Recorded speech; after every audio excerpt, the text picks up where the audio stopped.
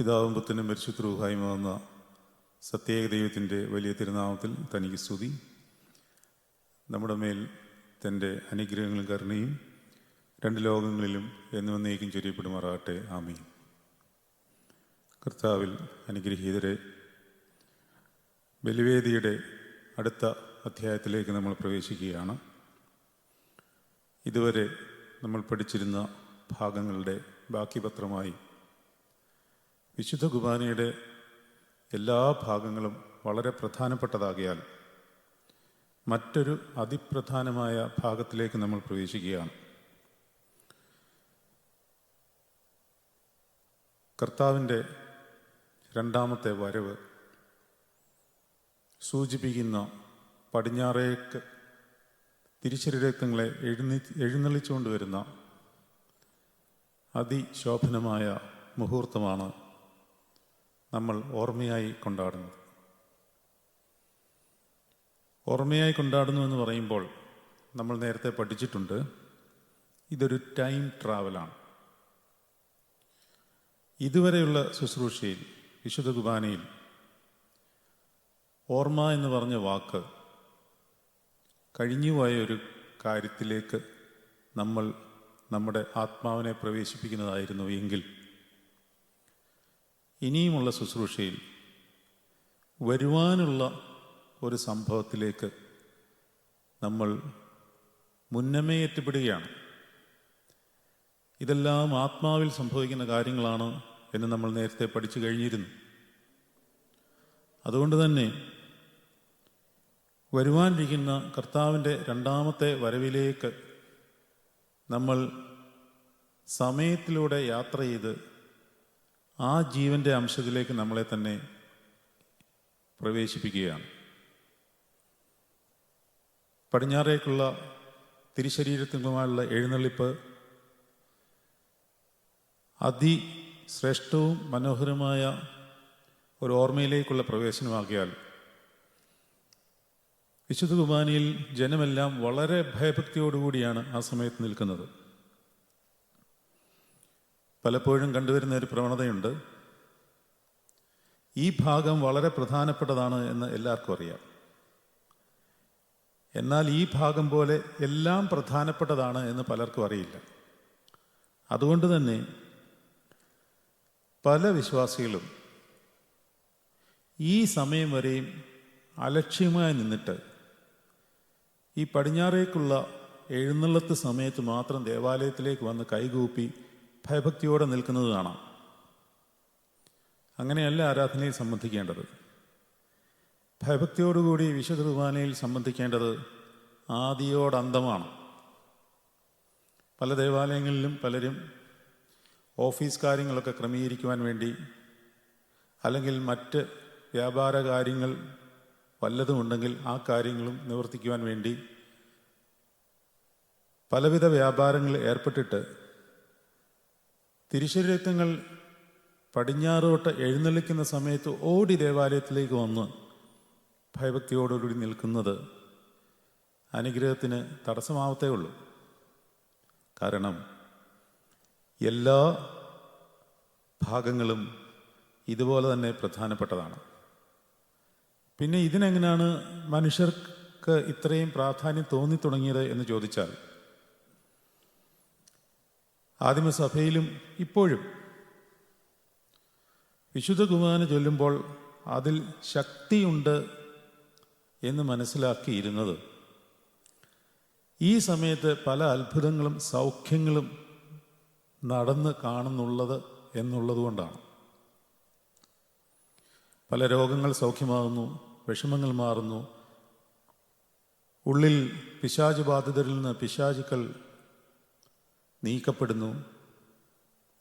ഇങ്ങനെയുള്ള വിവിധ ആത്മീയ സൗഖ്യങ്ങൾ സംഭവിക്കുന്ന ഒരു ഭാഗം, അല്ലെങ്കിൽ അങ്ങനെയൊരു സൗഖ്യദാന ശുശ്രൂഷകൾ ഈ സമയത്ത് സ്വാഭാവികമായി ഉണ്ടാകാറുണ്ട്.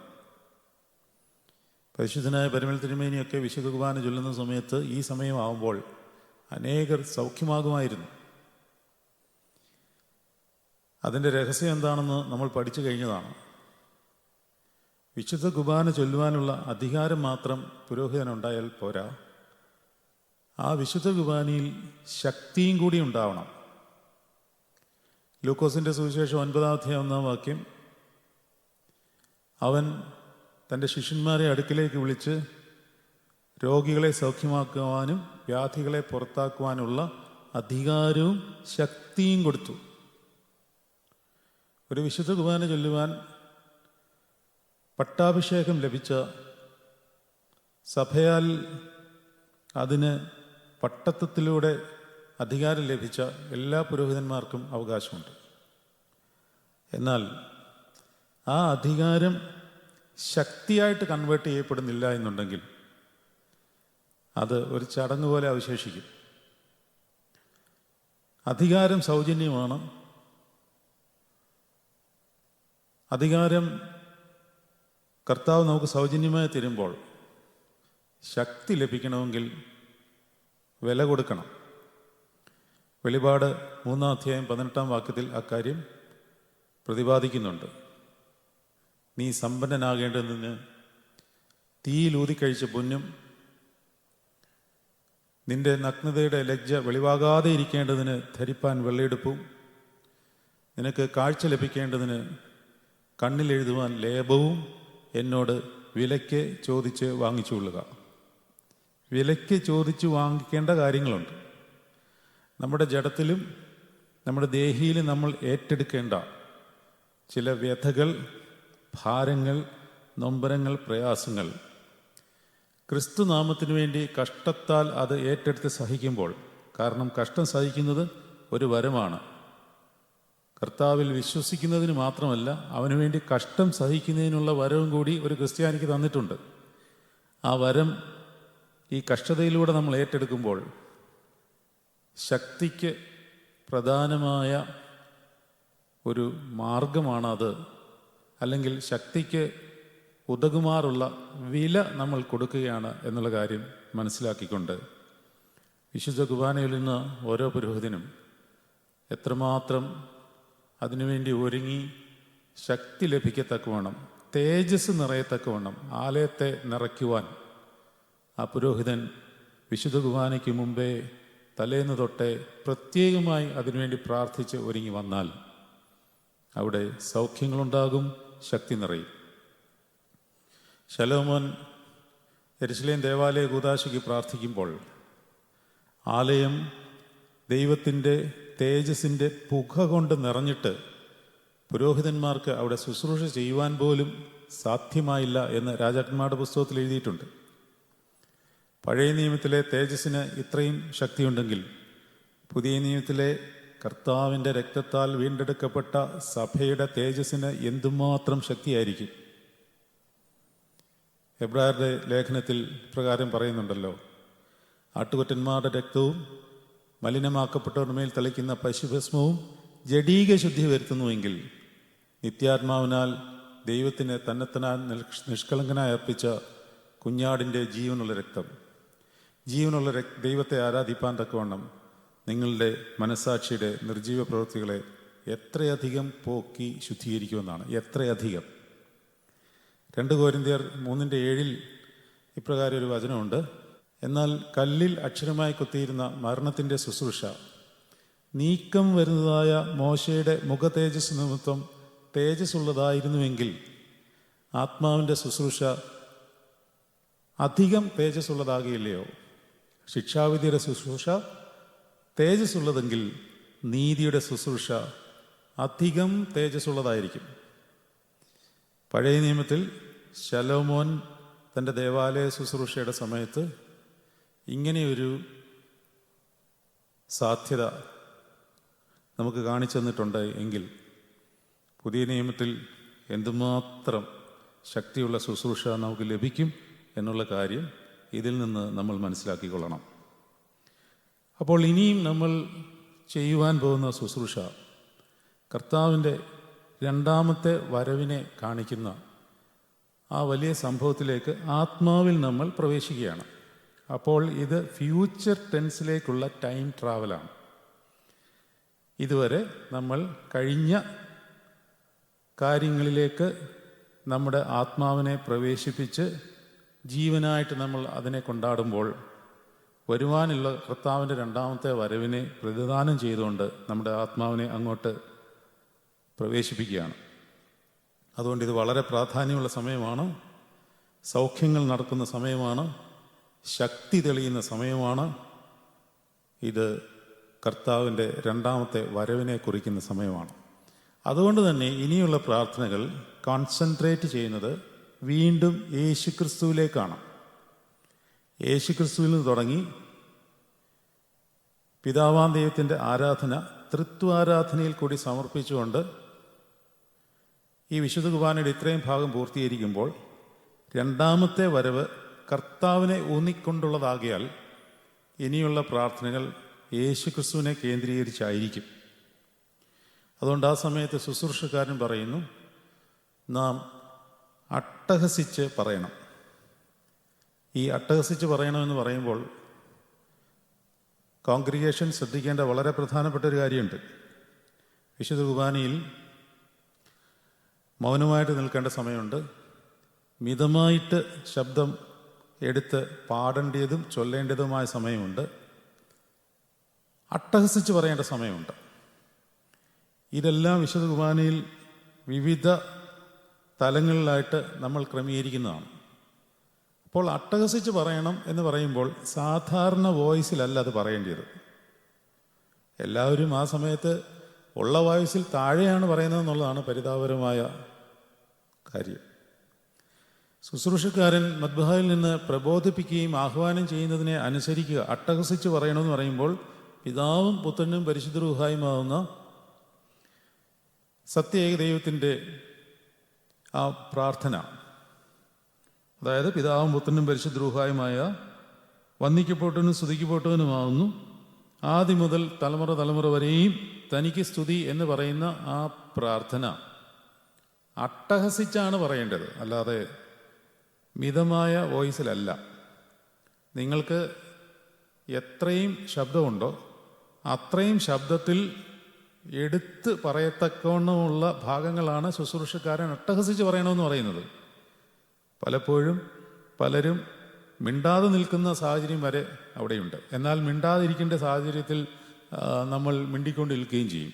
ഇങ്ങനെയൊക്കെയുള്ള വിരോധാഭാസങ്ങൾ നടക്കുന്നതുകൊണ്ടാണ് ശക്തി തെളിഞ്ഞു വരാത്തത്.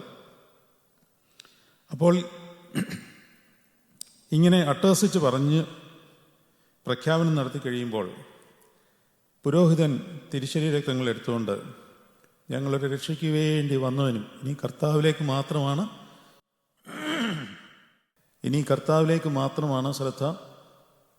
പുരോഹിതൻ ഇപ്രകാരം പ്രാർത്ഥിച്ച് പറയുന്നു, ഞങ്ങളുടെ രക്ഷയ്ക്ക് വേണ്ടി വന്നവനും എന്ന് പറയുന്ന പ്രാർത്ഥന ഉച്ചത്തിൽ ചൊല്ലുമ്പോൾ ഭയഭക്തിയോടുകൂടി കർത്താവിനെ എതിരേൽപ്പാനായി വിശ്വാസികളുടെ കൂട്ടം കൈകൂപ്പി നിൽക്കുന്ന ഒരു പതിവ് സഭയിലുണ്ട്. മാത്രമല്ല, പുരോഹിതൻ തിരുശരീര രക്തങ്ങൾ എടുത്തുകൊണ്ട് ആ സമയം ഇടതുവശത്തു കൂടി തിരിയണം എന്നാണ് സഭയുടെ പ്രമാണം. എന്തുകൊണ്ടാണ് ഇടതുവശത്തു കൂടി തിരിയുന്നത്?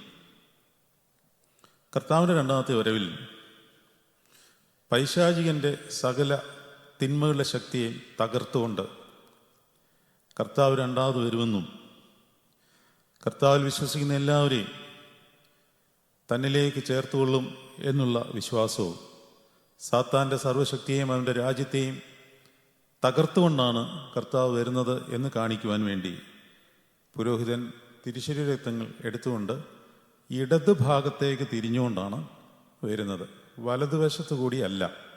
ഇനി മുതലുള്ള കുർബാനയിൽ നിങ്ങൾ സംബന്ധിക്കുമ്പോൾ ഈ കാര്യം ശ്രദ്ധിച്ചാൽ നിങ്ങൾക്ക് അത് മനസ്സിലാവും. ആ പ്രാർത്ഥന കഴിഞ്ഞ് മറ്റുള്ള പ്രാർത്ഥനകൾ പുരോഹിതൻ ചൊല്ലുന്നുണ്ട്. ഞങ്ങളുടെ കർത്താവും എന്നേക്കും ഞങ്ങളുടെ ദൈവവുമേ, കടങ്ങളുടെ പരിഹാരത്തിനും പാപങ്ങളുടെ മോചനത്തിനും തിരുമുമ്പാകെയുള്ള മുഖപ്രസന്നതയ്ക്കുമായി വിലയേറിയതായ നിന്റെ തിരുശരീരക്തങ്ങൾ അനുഭവിച്ചിരിക്കുന്ന നിന്റെ ആരാധകരുടെ സംഘത്തെ നീ വാഴ്ത്തണമേ. ഈ പ്രാർത്ഥനയിൽ ഒരു കാര്യം പ്രത്യേകം ശ്രദ്ധിക്കണം. അനുഭവിച്ചിരിക്കുന്ന എന്നും അനുഭവിക്കുവാൻ പോകുന്ന എന്നും രണ്ട് രീതിയിൽ പ്രാർത്ഥനയുടെ ക്രമീകരണങ്ങളുണ്ട്. അതെന്തുകൊണ്ടാണെന്ന് നമ്മൾ മനസ്സിലാക്കിയിരിക്കണം. അതായത്, ഞങ്ങളുടെ കർത്താവിനേക്ക് ഞങ്ങളുടെ ദൈവമേ, കടങ്ങളുടെ പരിഹാരത്തിനും പാപങ്ങളുടെ മോചനത്തിനും തിരുവമ്പാകിയുള്ള മുഖപ്രസന്നതയ്ക്കുമായി വിലയേറിയതായി നിന്റെ തിരുശരീരക്തങ്ങളെ അനുഭവിക്കുവാൻ പോകുന്ന നിന്റെ ആരാധകരുടെ സംഘത്തെ നീ വാഴ്ത്തണമേ എന്നും, അനുഭവിച്ചിരിക്കുന്ന ഈ ആരാധകരുടെ സംഘത്തെ നീ വാഴ്ത്തണമേ എന്നും രണ്ട് രീതിയിൽ പ്രാർത്ഥന പറയാറുണ്ട്. അതിൻ്റെ കാരണം ഇതാണ്. യഥാർത്ഥത്തിൽ പടിഞ്ഞാറോട്ട് വിശുദ്ധ കുർബാന എഴുന്നള്ളിച്ച് വരുമ്പോൾ കർത്താവിൻ്റെ രണ്ടാമത്തെ വരവ് സൂചിപ്പിക്കുന്നത് എന്നുള്ള ഒരു കാര്യത്തിലേക്ക് അതിനെ ക്രമീകരിക്കുമ്പോൾ ഇത് വിശുദ്ധ കുർബാന ജനങ്ങൾക്ക് കൊടുക്കാനുള്ള വരവും കൂടിയാണ്. ആദിമസഭയിൽ അല്ലെങ്കിൽ ആദിമകാലത്ത് വിശുദ്ധ കുർബാന കൊടുക്കുന്ന സമയം ഇതായിരുന്നു. ഈ സമയത്ത് ഈ ശുശ്രൂഷയുടെ പകുതി ഭാഗത്ത് പുരോഹിതൻ വീണ്ടും കാസയോ പീലാസയോ ഏതെങ്കിലും ഒന്ന് തിരികെ ത്രോണോസിൽ കൊണ്ടുവച്ചിട്ട് വിശ്വാസികളോട് വിശുദ്ധ കുർബാന അനുഭവിക്കുവാനായിട്ട് വരുവാൻ ആവശ്യപ്പെടും. അവർ വന്ന് വിശുദ്ധ കുർബാന അനുഭവിക്കും. അതിനുശേഷം ഞങ്ങളുടെ കർത്താവ് എന്നേക്കും ഞങ്ങളുടെ ദൈവമായുള്ളവേ, നിനക്ക് സ്തുതി, നിനക്ക് സ്തുതി, നിനക്ക് സ്തുതി. ഞങ്ങളുടെ കർത്താവായ യേശു മിശിഹ, ഞങ്ങൾ ഭക്ഷിച്ചു എന്നതായ നിന്റെ തിരുശരീരവും, അതായത് ഇപ്പോൾ ഭക്ഷിച്ചു കഴിഞ്ഞു, ഞങ്ങൾ പാനം ചെയ്ത് പുണ്യമുണ്ടാക്കുന്ന നിന്റെ തിരുരക്തവും ഞങ്ങൾക്ക് ശിക്ഷാവിധിക്കായി തീരരുത് എന്നാണ്. പക്ഷേ ഇപ്പോൾ നമ്മൾ കൂടുതലും പടിഞ്ഞാറോട്ട് എഴുന്നള്ളിക്കുന്നതിന് മുമ്പ് വിശുദ്ധ കുർബാന കൊടുക്കും. അങ്ങനെ കൊടുത്താൽ ഈ പ്രാർത്ഥന ചൊല്ലേണ്ടത് ഇതിൽ സംബന്ധിക്കുന്നവരും അനുഭവിച്ചിരിക്കുന്നവരുമായ എല്ലാവരുടെ മേലും ഉണ്ടായിരിക്കുമാറാകണമേ എന്ന് ചൊല്ലണം. ഇങ്ങനെ ക്രമീകരിക്കുന്നത് സൗകര്യത്തിന് വേണ്ടിയാണ്. കാരണം പടിഞ്ഞാറോട്ടേക്ക് എഴുന്നള്ളുമ്പോൾ അതിൻ്റെ മധ്യത്തിൽ വെച്ച് വീണ്ടും പട്ടക്കാരൻ ത്രോണോസിൽ കാസായോ പീലാസയോ വെച്ചിട്ട് ഏതെങ്കിലും ഒന്നെടുത്ത് വീണ്ടും വന്ന് വിശുദ്ധ കുർബാന കൊടുത്ത് വീണ്ടും ത്രോണോസിൽ പോയി ശുശ്രൂഷ കണ്ടിന്യൂ തക്കവണ്ണം മടങ്ങി വന്ന് അതിനെ തുടരുമ്പോൾ അതിൻ്റേതായ ചില അസൗകര്യങ്ങളുണ്ട്. മാത്രമല്ല, കുഞ്ഞുങ്ങളാരെങ്കിലും വിശുദ്ധ കുർബാന അനുഭവിക്കുവാനുണ്ടെങ്കിൽ പിന്നെയും അതിൻ്റേതായ ക്രമീകരണങ്ങൾക്ക് ബുദ്ധിമുട്ട് അനുഭവപ്പെടാറുണ്ട്. അതുകൊണ്ട് സൗകര്യാർത്ഥമാണ് പടിഞ്ഞാറോട്ട് വിശുദ്ധ കുർബാന എഴുന്നള്ളിക്കുന്നതിന് മുമ്പ് വിശുദ്ധ കുർബാന അനുഭവം നടത്തുന്നത്. അതിനുശേഷമുള്ള പ്രാർത്ഥനയിൽ ഞങ്ങൾ കർത്താവ് എന്നേക്കും ഞങ്ങളുടെ ദൈവമായുള്ളവേ, നിനക്ക് സ്തുതി, നിനക്ക് സ്തുതി, നിനക്ക് സ്തുതി. ഞങ്ങളുടെ കർത്താവായ യേശു മിശിഹ, ഞങ്ങൾ ഭക്ഷിച്ചതായ നിന്റെ തിരുശരീരവും ഞങ്ങൾ പാനം ചെയ്ത് പുണ്യമുണ്ടാക്കുന്ന നിന്റെ തിരുരക്തവും. ഈ കാര്യം പറയുമ്പോൾ കർത്താവ് തന്നെ നമ്മുടെ മുമ്പിൽ നിൽക്കുന്നതായിട്ട് അവൻ്റെ ശരീരവും അവൻ്റെ രക്തവുമായിട്ട് തന്നെ അനുഭവപ്പെടുന്നില്ല എന്നുണ്ടെങ്കിൽ നമ്മൾ നമ്മളെ തന്നെ ഒന്ന് ശോധന ചെയ്ത് ശ്രദ്ധിക്കണം. നമ്മൾ നേരത്തെ പഠിച്ചിട്ടുള്ള കാര്യമാണ്. ഇത് എൻ്റെ ശരീരം പോലെയാകുന്നുവെന്നോ ഇതെൻ്റെ രക്തം പോലെയാകുന്നു എന്നല്ല കർത്താവ് പറഞ്ഞിട്ടുള്ളത്. മറിച്ച് ഇത് എൻ്റെ ശരീരം ആകുന്നു, ഇത് എൻ്റെ രക്തം ആകുന്നു. അപ്പോൾ ആ രീതിയിൽ നമുക്കതിനെ ഉൾക്കൊള്ളുവാൻ സാധിക്കുന്നില്ല എന്നൊരു ബോധ്യം എവിടെയെങ്കിലും നമ്മുടെ ഉൾബോധ്യങ്ങളിൽ ഉണ്ടെങ്കിൽ നമ്മൾ നമ്മളെ തന്നെ ദൈവമുമ്പാകെ സമർപ്പിച്ച് ശോധന ചെയ്തിട്ട്, കർത്താവെ, ഇത് നിന്റെ ശരീരമാകുന്നു എന്നുള്ള ബോധ്യത്തിൽ തന്നെ നിൽക്കുവാനുള്ള കൃപ തരണമേ എന്ന് തന്നെ പ്രാർത്ഥിക്കണം. അതിനുശേഷമുള്ള ഒരു പ്രാർത്ഥനയിൽ ഇത് ഞങ്ങൾക്ക് ശിക്ഷയ്ക്കും പ്രതികാരത്തിനുമായി തീരരുതേ എന്ന് പ്രാർത്ഥിക്കുന്നുണ്ട്. 1 കൊരിന്ത്യർ 11 അധ്യായത്തിൽ പൗലോസ്ലീഹ വിശുദ്ധ കുർബാന എങ്ങനെ അനുഭവിക്കണമെന്നുള്ള കാര്യം പഠിപ്പിക്കുന്നുണ്ട്. കർത്താവ് വിശുദ്ധ കുർബാനയെ പറ്റി പഠിപ്പിക്കുമ്പോൾ തന്നെ, പ്രത്യേകിച്ച് യോഹന്നാന്റെ സുവിശേഷം 6 അധ്യായത്തിൽ നിത്യജീവനെ പറ്റിയും തൻ്റെ തിരുശരീരത്തിൻ്റെ പ്രാധാന്യത്തെപ്പറ്റിയും യഹൂദന്മാർക്കും തന്നോട് വിശ്വസിച്ച വിശ്വാസികൾക്കും അല്ലെങ്കിൽ ശിഷ്യന്മാർക്കും പറഞ്ഞു കൊടുത്തപ്പോൾ അവർക്ക് പോലും മനസ്സിലാകാതെ വലിയൊരു കൂട്ടം ഇറങ്ങിപ്പോയി. അവർ പറഞ്ഞു, ഇത് കഠിന വാക്കാണ്, ഇത് ഞങ്ങൾക്ക് ദഹിക്കുകയില്ല എന്ന് പറഞ്ഞ് ഇറങ്ങിപ്പോയി. 100 ആടുകളിൽ ഒരെണ്ണം നഷ്ടപ്പെടുമ്പോൾ 99 വിട്ടേച്ച് പിറകെ പോയി അന്വേഷിക്കുന്ന കർത്താവ് ഈ ഇറങ്ങിപ്പോയ ഒറ്റയൊരുത്തൻ്റെയും പുറകെ പോയില്ല. പോയില്ലെന്ന് മാത്രമല്ല, ഏറ്റവും അടുത്ത തൻ്റെ ശിഷ്യന്മാരോട് ചോദിച്ചു, നിങ്ങൾക്കും പൊയ്ക്കൊള്ളുവാൻ മനസ്സുണ്ടോ എന്ന് പറഞ്ഞാൽ, നിങ്ങൾ പോകണമെങ്കിൽ പൊക്കോ, കാരണം വിശുദ്ധ കുർബാനയിൽ കോംപ്രമൈസ് ഇല്ല. നമ്മൾ അല്പം നീണ്ടുപോയാലോ അല്പം കുറഞ്ഞു പോയാലോ സമയത്തിന് വേണ്ടിയൊക്കെ അടിപിടി കൂടുമ്പോൾ, ഏത് സമയത്തിന് വേണ്ടിയാണ് നമ്മൾ അടിപിടി കൂടുന്നത് എന്നുള്ള കാര്യം നമ്മൾ മനസ്സിലാക്കിയിരിക്കണം. ദൈവസന്നിധിയിൽ അല്പസമയം നിന്നുപോയി എന്നുള്ളതിന് വേണ്ടിയാണ് നമ്മൾ ഈ മത്സരം കൂട്ടുന്നത് എന്നുള്ള കാര്യം നമ്മൾ മറന്നു പോകരുത്. അതുകൊണ്ട് ഇത് ശിക്ഷാവിധിക്കും കുറ്റാരോപണത്തിനുമായി തീരുവാനിടയാകരുതേ. പൗലോസ്ലീഹ പഠിപ്പിക്കുകയാണ്, ഈ അപ്പം ഭക്ഷിക്കുകയും പാനപാത്രത്തിൽ നിന്ന് കുടിക്കുകയും ചെയ്യുന്നവൻ അത് അയോഗ്യമായി ചെയ്താൽ അത് ശിക്ഷാവിധിക്കും കുറ്റത്തിനുമായി തീരും, അത് നിമിത്തം നിങ്ങൾ രോഗികളായി തീരുമെന്നാണ്.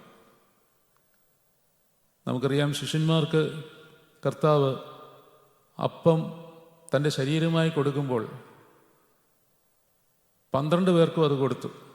11 പേരിലും പരിശുദ്ധാത്മാവ് നിറഞ്ഞപ്പോൾ ഒരുത്തനിൽ കയറിയത് അശുദ്ധാത്മാവാണ്. വിശുദ്ധ കുർബാന അനുഭവിച്ചതിന് ശേഷം നമ്മൾ അതേ മനുഷ്യനായിട്ട് നിന്നാൽ നമുക്കെന്തോ കുഴപ്പമുണ്ടെന്നാണ് അർത്ഥം. നമ്മുടെ തേജസ് വർദ്ധിക്കുകയോ വിശുദ്ധി വർദ്ധിക്കുകയോ, ഏറ്റവും കുറഞ്ഞത് വിശുദ്ധി വർദ്ധിക്കുവാനുള്ള ആഗ്രഹം നമ്മളിൽ ജനിക്കുന്ന പോലും ഇല്ലെങ്കിൽ ഇത് ഭക്ഷിച്ചിട്ടെന്താണ് കാര്യം? എന്തിനാണ് കർത്താവിൻ്റെ ശരീരം ഭക്ഷിക്കുന്നത്? കർത്താവിൻ്റെ ശരീരം ഭക്ഷിക്കുന്നത് നമ്മളുടെ ഈ താഴ്ചയുള്ള ശരീരം അവൻ്റെ ശരീരവുമായിട്ട് അനുരൂപപ്പെടാനാണ്. ഫിലിപ്പിയർ 3:21 നമ്മൾ ഒരുപാട് തവണ പഠിച്ചിട്ടുള്ള വേദഭാഗമാണ്. എങ്കിലും വീണ്ടും വീണ്ടും വായിച്ചാൽ അത്രയും കൃപയും അത്രയും അനുഗ്രഹവും ഉണ്ടാവട്ടെ. ഫിലിപ്പിയർ 3:21 അവൻ സകലതും തനിക്ക് കീഴ്പ്പെടുത്തുവാൻ കഴിയുന്ന തൻ്റെ വ്യാപാര ശക്തിയുണ്ട് നമ്മുടെ താഴ്ചയുള്ള ശരീരത്തെ അവൻ്റെ മഹത്വമുള്ള ശരീരത്തിന് അനുരൂപമായി രൂപാന്തരപ്പെടുത്തും. ഇതാണ് ആ രൂപാന്തരപ്പെടുന്ന അനുഭവം ഉണ്ടാകുവാൻ കർത്താവിൻ്റെ ശരീരം നമ്മൾ ഭക്ഷിക്കുമ്പോൾ കർത്താവിൻ്റെ ജഡത്തിന് എന്തുമാത്രം ഫീച്ചേഴ്സ് ഉണ്ടായിരുന്നോ അതെല്ലാം നമ്മുടെ ഈ ജഡത്തിനുണ്ടാകുവാൻ വേണ്ടിയാണ്. അതായത് ന്യായാധിപനായ പീലാത്തോസിൻ്റെ മുമ്പാകെ ന്യായം വിസ്തരിക്കപ്പെടുമ്പോൾ തൻ്റെ ജഡത്തിന് അതിനെ സൗമ്യമായി നേരിടുവാൻ സാധിക്കും. അത് കർത്താവിൻ്റെ ജഡത്തിൻ്റെ ഒരു പ്രത്യേകതയാണ്. തൻ്റെ ശത്രുവിൻ ചതിവിലൂടെ തന്നെ ഉമ്മ വയ്ക്കുമ്പോൾ അവനെ സ്നേഹിത എന്ന് വിളിക്കുവാനുള്ള ഒരു പ്രത്യേകത കർത്താവിൻ്റെ ജഡത്തിൻ്റെ പ്രത്യേകതയാണ്. തന്നെ പിടിച്ച് ബന്ധിച്ചവൻ്റെ കാത് തൻ്റെ ശിഷ്യനടുത്തപ്പോൾ ആ കാതിനെ സൗഖ്യമാക്കുവാനുള്ള കൃപ കർത്താവിൻ്റെ ജഡത്തിൻ്റെ പ്രത്യേകതയാണ്. ഈ കർത്താവിൻ്റെ ജഡത്തിൻ്റെ ഇത്തരം പ്രത്യേകതകൾ നമ്മുടെ ജഡത്തിന് വരുവാൻ വേണ്ടിയാണ് നമ്മൾ കർത്താവിൻ്റെ ശരീരം ഭക്ഷിക്കുന്നത്. നിത്യജീവൻ കിട്ടുവാൻ വേണ്ടി എന്ന് പറയുമ്പോൾ ആ നിത്യജീവന് മുഖാന്തരങ്ങളായ പ്രവണതകൾ നമ്മുടെ ശരീരം പ്രകടിപ്പിക്കണം. നമ്മുടെ ശരീരം, ആ ശരീരം മഹത്വവൽക്കരിക്കപ്പെടുവാനും കർത്താവിൻ്റെ ശരീരത്തിൻ്റെ സ്വഭാവം കാണിക്കുവാനുമാണ് വിശുദ്ധ കുർബാന അനുഭവിക്കുന്നത്. അല്ലാതെ മറ്റൊന്നിനും വേണ്ടി ആയിരിക്കരുത്. നമ്മുടെ ഭൗതികമായ ആഗ്രഹം സാധിപ്പിച്ചെടുക്കുവാൻ വിശുദ്ധ കുർബാന ഉപയോഗമാക്കരുത്. ഇത് ആത്മീയ ഭക്ഷണമാണ്. ഇത് അമർത്യതയുടെ മരുന്നാണ്. ദ മെഡിസിൻ ഓഫ് ഇമ്മോർട്ടാലിറ്റി എന്നാണ്. അപ്പോൾ ആ ബോധ്യത്തോടുകൂടി കർത്താവിൻ്റെ വരവിനെ നമ്മൾ സമീപിക്കുന്നു. അപ്പോൾ ഇവിടെ പാടുന്ന പാട്ടൊന്ന് ശ്രദ്ധിക്കേണ്ടതുണ്ട്. പലപ്പോഴും ഇവിടെ പാടുന്ന പാട്ട് സ്തുതി ദൈവത്തിനുയരത്തിൽ തന്മാതാവിനുന്നതിയും എന്നുള്ള പാട്ടാണ് മിക്കവാറും എല്ലാ ദേവാലയങ്ങളിലും പാടുന്നത്. പക്ഷേ ആ പാട്ടല്ല അവിടെ പാടേണ്ടത്. കുർബാനക്രമത്തിൽ ആ പാട്ട് എഴുതിയിട്ടുള്ളതുകൊണ്ട്, സഭ അത് അനുവദിച്ചിട്ടുള്ളതുകൊണ്ട് ഞാൻ അതിനെ ധിക്കരിക്കുവാൻ തയ്യാറല്ല. പക്ഷേ ഉചിതമായ പാട്ട് അതല്ല. പിന്നെ ഏതാണ്? പഴയ കാലത്തൊക്കെ പാടിക്കൊണ്ടിരുന്നു.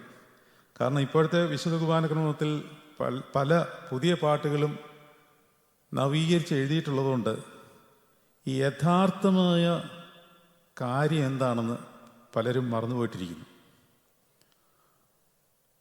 ഇതെന്താണ് ഇവിടെ സംഭവിച്ചുകൊണ്ടിരിക്കുന്നത്? കർത്താവിൻ്റെ രണ്ടാമത്തെ എഴുന്നള്ളത്താണ്, അതായത് അന്ത്യന്യായവിധി, the second coming of Jesus Christ. ഇവിടെ എന്താണ് നമുക്ക് ആവശ്യം? നിത്യജീവനിലേക്ക് നമ്മളെ പ്രവേശിക്കുവാനായിട്ട് കർത്താവ് രണ്ടാമത് മഹത്വത്തോടുകൂടി രാജാവായി എഴുന്നള്ളുമ്പോൾ ബലഹീനും ഭാവിയുമായ എനിക്ക് അത് ലഭിക്കുവാൻ വേണ്ടി കർത്താവിനോട് നമ്മൾ അപേക്ഷയും യാചനയുമായിട്ട് അവസാന സമയം നിൽക്കുകയാണ്. ആ അപേക്ഷ എന്താണെന്ന് പിതാക്കന്മാർ കൃത്യമായി അവിടെ പ്രതിപാദിച്ചിട്ടുണ്ട്. എന്താണ്? കർത്താവേ, എന്നോട് കരുണയുണ്ടാവണം. കർത്താവെ, കൃപയുണ്ടായി എൻ്റെ മേൽ കരുണയുണ്ടാകണം. കർത്താവെ, ഉത്തരമരുളി ചെയ്ത് എൻ്റെ മേൽ കരുണയുണ്ടാകണം. ഇതാണ് അവിടെ പാടേണ്ട പാട്ട്. അതിനുവേണ്ടിയുള്ള പാട്ടാണ് നാഥാ കൃപ ചെയ്തിടണമേ. ഈ പാട്ടാണ് അവിടെ പാടേണ്ടത്. സ്തുതിദൈവത്തിൻ ഉയരത്തിൽ എന്നുള്ള പാട്ടിലെ പ്രധാന ചിന്താവിഷയം എന്താണ്? തൻ്റെ മാതാവിന് ഉന്നതിയും മഹിമാ മുടി സഹോദരന്മാർക്കും മൃതരിൽ കരുണയുണ്ടാകുക. പരിശുദ്ധ മാതാവിനെയും സഹോദരന്മാരെയും വാങ്ങിപ്പോയരെയും ഓർത്തുകൊണ്ട് ദൈവത്തെ സ്തുതിക്കുന്നു എന്നാണ് പറയുന്നത്. അതും ഈ സിറ്റുവേഷനുമായിട്ട് എന്താണ് ബന്ധം? അത് പരിശുദ്ധ മാതാവിൻ്റെ പ്രത്യേകമായ പുകഴ്ച പെരുന്നാളിലോ സഹോദരന്മാരുടെയോ വിശുദ്ധന്മാരുടെയോ പെരുന്നാളുകൾക്കോ വേണമെങ്കിൽ പാടാം എന്നുള്ളതല്ലാതെ ഈ സമയത്ത് കൃത്യമായിട്ട് പാടേണ്ട പാട്ട് നാഥ കൃപ ചെയ്തിടണമേ, നാഥ കൃപ ചെയ്യുക കനിവാൽ, കൃപ ചെയ്യണം ഉത്തരമരുളി, കൃപ ഞങ്ങളിലുണ്ടാകട്ടെ, ഹല്ലേലൂയ എന്നുള്ള ഗീതമാണ് ഏറ്റവും ഉചിതം. അത് കഴിഞ്ഞ് പട്ടക്കാരൻ കർത്താവിന് സ്തുതി അർപ്പിച്ച ശേഷം വിശുദ്ധ കുർബാന ത്രോണസിലേക്ക് വീണ്ടും കൊണ്ടുപോവുകയാണ്. അവിടെയും ഇടത് ഭാഗത്തൂടെ തിരിഞ്ഞ് ത്രോണസിൽ ചെന്ന് വെച്ചിട്ട് പിന്നീട് നടത്തുന്നത് കൃതജ്ഞതാ പ്രാർത്ഥനയാണ്. അതിനു മുമ്പ് ഒരു ഗീതം നമ്മൾ ചൊല്ലാറുണ്ട്. അത് ഒന്നുകിൽ ഭൂവാക നമിക്കും നിന്നെ, അല്ലെങ്കിൽ മരിച്ചോർക്കുയിരേകിടുന്നോനെ. ഇത് രണ്ടിലേതും ചൊല്ലാം, കുഴപ്പമില്ല. രണ്ടും ഉചിതമാണ്. കൃതജ്ഞതാ പ്രാർത്ഥനയിൽ നന്ദി സമർപ്പിച്ച് പ്രാർത്ഥിക്കുകയാണ്. നമ്മൾ വിശുദ്ധ കുർബാനയുടെ അവസാന ഭാഗത്തിലേക്ക് എത്തിപ്പെടുകയാണ്. കർത്താവെ, നിൻ്റെ മനുഷ്യ സ്നേഹത്തെ ഞങ്ങൾ ഓർക്കുന്നു, നിന്നെ ഞങ്ങൾ വന്ദിക്കുന്നു. സാധാരണ ഭക്ഷണത്തിലൊക്കെ പരിചയിച്ചിരുന്ന ഞങ്ങളുടെ വായുകളെ നിൻ്റെ ഏകജാതൻ്റെ തിരുശരീരക്തങ്ങളാകുന്ന ഈ ദിവ്യദാനത്തിന് അർഹമാക്കി തീർത്ത നിൻ്റെ കൃപയെ അവ സ്തുതിക്കുന്നു എന്നുള്ള നന്ദി പ്രാർത്ഥനകൾ രണ്ട് ഭാഗങ്ങളിലായിട്ട് പുരോഹിതൻ പ്രാർത്ഥിക്കുന്നതിന് മധ്യേ വീണ്ടും ശുശ്രൂഷക്കാരൻ ജനത്തോട് ആഹ്വാനം ചെയ്യുന്നത് നിങ്ങൾ തലകളെ വണക്കണമെന്നാണ്. എന്തിനു ശേഷം?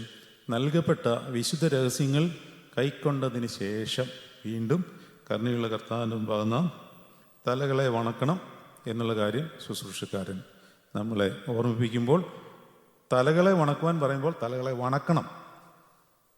അല്ലാതെ ചിലരെങ്കിലും സങ്കടപൂർവ്വം പറയട്ടെ, പിറകിൽ കൈകെട്ടിക്കൊണ്ട് നിൽക്കുന്നത് ഞാൻ കണ്ടിട്ടുണ്ട്. വിശുദ്ധ കുർബാന അനുഭവിക്കുമ്പോൾ പിറകിൽ കൈകെട്ടിക്കൊണ്ട് വരുന്നവരുണ്ട്. നമ്മൾ എന്തിനെ സ്വീകരിക്കുന്നോ അതിന് കൊടുക്കുവാനുള്ള റെവറൻസ് നമ്മുടെ ബോഡി ലാംഗ്വേജിൽ ഉണ്ടായിരിക്കണം. നമ്മൾക്ക് എത്തിപ്പെടുവാൻ പാടില്ലാത്ത ഒരു പേഴ്സണാലിറ്റിയുടെ മുമ്പിൽ നമ്മളിങ്ങനെ അഹങ്കാര ഭാവത്തിലുള്ള ബോഡി ലാംഗ്വേജിൽ നിൽക്കുമോ? നമ്മുടെ ഒരു പ്രിൻസിപ്പളിൻ്റെ മുമ്പിൽ, ഒരു കോളേജിൻ്റെ പ്രിൻസിപ്പളിൻ്റെ മുമ്പിൽ, അത്രയും വരെ ഞാൻ പറയുന്നുള്ളൂ. ഒരു ഏറ്റവും ചെറിയ ക്ലാസ്സിലെ വിദ്യാർത്ഥി വന്ന് പുറകിൽ കൈകെട്ടി അഹങ്കാരത്തോടെ നിൽക്കുമോ? നിൽക്കില്ല. അതിനൊരു ലാംഗ്വേജ് ഉണ്ട്, ബോഡി ലാംഗ്വേജ് ഉണ്ട്. അത്യുന്നതനായ ദൈവത്തിൻ്റെ മുമ്പിൽ അവൻ അത്യുന്നതനാണെന്നുള്ള ബോധ്യമുണ്ടെങ്കിൽ നമ്മുടെ ബോഡി ലാംഗ്വേജ് താഴേക്കായിരിക്കും. ആ ബോധ്യത്തോടുകൂടി തലകളെ വണക്കി നിൽക്കുമ്പോൾ അവസാനത്തെ പ്രാർത്ഥന നടത്തുന്നു. ആ പ്രാർത്ഥനയും കർത്താവിനോടാണ്. അതുകൊണ്ട് ആ പ്രാർത്ഥനയുടെ അവസാനം ഞങ്ങൾ നിനക്കും നിന്റെ പിതാവിനും നിന്റെ പരിശുദ്ധാത്മാവിനും സ്തുതിയും സ്തോത്രം കരയറ്റുന്നു, അതിപ്പോഴും എല്ലായ്പ്പോഴും എന്ന് വന്നേക്കും തന്നെ, ആമീൻ എന്നാണ്. അങ്ങനെ വിശുദ്ധ കുർബാനയുടെ ആ അധ്യായം പൂർത്തീകരിക്കുമ്പോൾ പിന്നീട് പുരോഹിതൻ ഹൂത്തോമയുടെ ഗീതം ആലപിക്കും. അത് അന്നത്തെ പ്രത്യേക സാഹചര്യവുമായിട്ട് ബന്ധപ്പെട്ടുള്ള ഗീതങ്ങൾ ക്രമപ്പെടുത്തിയിരിക്കുന്നത് ഉത്തമ പാടിയാൽ അതിനുശേഷം വിശ്വാസികൾ പാടുന്ന പാട്ടും കൂടെ ഒന്ന് ശ്രദ്ധിച്ചിരിക്കുന്നത് നല്ലതായിരിക്കും.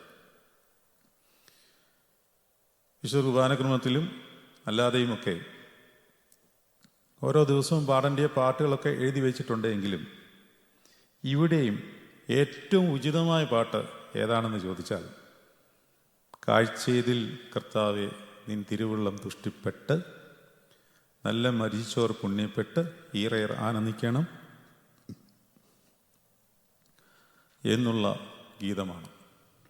കാരണം നമ്മൾ ഇത്രയും നേരവും നമ്മളുടെ ശരീരത്തെയും മനസ്സിനെയും ആത്മാവിനെയും സമർപ്പിച്ചുകൊണ്ട് തലേന്ന് സന്ധ്യ തൊട്ടേ ഒരുങ്ങി വന്നിരിക്കുന്ന ഈ ശുശ്രൂഷ നമ്മൾ പൂർത്തീകരിക്കുമ്പോൾ ബലഹീനും പാപികളും കുറവുള്ളവരും അങ്ങേ അറ്റത്തെ നികൃഷ്ടരുമായവൻ അത്യുന്നതനായവനെ കൈകളിലെടുത്ത് ആഘോഷിക്കുമ്പോൾ അത് സ്വർഗമേ, സ്വർഗത്തിലെ ദൈവമേ നീ സ്വീകരിക്കണമേ എന്നുള്ളതല്ലാതെ വേറെ എന്താണ് നമ്മൾ പാടേണ്ടത്? അതുകൊണ്ട് കാഴ്ച ഇതിൽ, അതും ശ്രദ്ധിക്കണം. പലരും കാഴ്ച അതിൽ കർത്താവേ എന്ന് പാടാറുണ്ട്. അങ്ങനെയല്ല, കാഴ്ച ഇതിൽ. കോൺഗ്രിഗേഷനും വിശുദ്ധ മദ്ബായിലുള്ളവർ വിശുദ്ധ ബലിപീഠത്തിന്മേൽ നോക്കി കാഴ്ച അതിൽ നിന്നല്ല, വേറെ എങ്ങോണ്ടോ നടക്കുന്ന ശുശ്രൂഷയല്ല ഇവിടെ. അതുകൊണ്ട് കാഴ്ച ഇതിൽ കർത്താവേ നിൻ തിരുവുള്ളം തുഷ്ടിപ്പെട്ട് നല്ല മരിച്ചോർ പുണ്യപ്പെട്ട് ഈറേർ ആനന്ദിക്കണം. അപ്പോൾ നിങ്ങൾ നോക്കിയേ, ഇവിടെ ജീവിച്ചിരിക്കുന്നവർ, വാങ്ങിപ്പോയവർ, സ്വർഗീയ മാലാഖമാർ എല്ലാവരും ചേർന്ന് ദൈവത്തെ സ്തുതിച്ച് ആരാധിച്ച് ഇതിൽ നീ പ്രീതിപ്പെടണമേ എന്ന് പ്രാർത്ഥിക്കുമ്പോൾ നമുക്ക് വേണ്ടി ജീവൻ വെച്ച കർത്താവ് അതിൽ പ്രീതിപ്പെടാതിരിക്കുമോ? അത് കഴിയുമ്പോൾ ഫൈനൽ ബെനഡിക്ഷൻ നടത്തുകയാണ്. ആ ബെനഡിക്ഷൻ്റെ അവസാനം നിങ്ങൾ സന്തോഷിച്ച് ആനന്ദിച്ച് സമാധാനത്താലെ പോകണം. ഇതിനെയാണ് സൗഖ്യമെന്ന് പറയുന്നത്. അതുമായിട്ട് ബന്ധപ്പെട്ടുള്ള പല പഠനങ്ങളും നമ്മൾ നടത്തിയിട്ടുണ്ട്. അതുകൊണ്ട് അതിലേക്ക് പ്രവേശിക്കുന്നില്ല. ഉള്ളിലുണ്ടാകുന്ന ദൈവസാന്നിധ്യത്തിൻ്റെ നിറവിനെയാണ് സൗഖ്യമെന്ന് പറയുന്നത്, അല്ലാതെ ശരീരത്തുണ്ടാകുന്ന ഒരു അത്ഭുതമല്ല. അത് ക്യൂറിംഗ് ആണ്. ക്യൂറിംഗ് ഉണ്ട്, ഹീലിംഗ് ഉണ്ട്. അപ്പോൾ നമുക്ക് ഒരു വിശുദ്ധ കുർബാനയെ സംബന്ധിച്ച് കഴിയുമ്പോൾ ഒരു ഹീലിംഗ്, സൗഖ്യമുണ്ടായി, സന്തോഷമുണ്ടായി, സമാധാനമുണ്ടായി, കർത്താവിനെ ഉള്ളിലാക്കിക്കൊണ്ട് പുതിയ മനുഷ്യനായി ഒരുവൻ ക്രിസ്തുവിലായാൽ അവൻ പുതിയ സൃഷ്ടിയാകുന്നു, പഴയത് കഴിഞ്ഞുപോയി, ഇതാ അത് പുതുതായി തീർന്നിരിക്കുന്നു എന്നുള്ള ബോധ്യത്തോടുകൂടി വിശുദ്ധിയുടെ ഒരു പടവും കൂടി കയറിയിട്ടേ ഇറങ്ങിപ്പോകാവൂ. ഇറങ്ങിപ്പോകുമ്പോൾ ആ പടവ് താഴോട്ട് പോകരുത്. ഇത് നമ്മൾ മനസ്സിലാക്കേണ്ടതും അറിഞ്ഞിരിക്കേണ്ടതുമായ കാര്യമാണ്. വിശുദ്ധ കുർബാനയുടെ ബാക്കി ഭാഗം അടുത്ത സെഷനിൽ നമുക്ക് പഠിക്കാം. ഒരധ്യായം കൂടെയുണ്ട്, പലർക്കും അറിയാൻ വയ്യാത്ത മറ്റൊരു അധ്യായം. അതിനകത്ത് പല മർമ്മങ്ങളും രഹസ്യങ്ങളും അടങ്ങിയിട്ടുണ്ട്. അതിന് പറയുന്ന പേര് പോസ്റ്റ് കമ്മ്യൂണിയൻ എന്നാണ്. മലങ്കര സഭയിലെ പല ദേവാലയങ്ങളിലും ഇപ്പോൾ അത് അനുഷ്ഠിക്കുന്നുണ്ട്. പക്ഷേ നാട്ടിലെ പല ദേവാലയങ്ങളിലും ഇല്ല എന്നുള്ളത് വളരെ സങ്കടകരമായ കാര്യമാണ്. അതും കൂടെ പാർട്ടിസിപ്പേറ്റ് ചെയ്ത് എല്ലാ ദേവാലയങ്ങളിലും പോസ്റ്റ് കമ്മ്യൂണിയൻ എന്ന് പറയുന്ന ഒരു ശുശ്രൂഷ ഉണ്ട്. എൻ്റെ കടങ്ങളെ ശേഷം നിൻ കൃപയാൽ വിസ്പൂകായതിനാൽ എന്നുള്ള ഗീതം പാടി പുരോഹിതൻ അകത്ത് വിശുദ്ധ കുർബാന ഭക്ഷിക്കുന്ന സമയത്ത് ഭക്തിയോടുകൂടി ജനങ്ങൾ നിന്ന് പാടി വിശുദ്ധ കുർബാന പൂർത്തീകരിച്ച് ത്രോണോസിനോട് വിട പറയുന്ന അതിമനോഹരമായ ഒരു ശുശ്രൂഷയും കൂടി ബാക്കിയുണ്ട്. അതിനെപ്പറ്റിയുള്ള വിശദാംശങ്ങൾ നമുക്ക് അടുത്ത ക്ലാസ്സിൽ പഠിക്കാം. ദൈവം നിങ്ങളെല്ലാവരെയും വാഴ്ത്തി അനുഗ്രഹിക്കുമാറാകട്ടെ.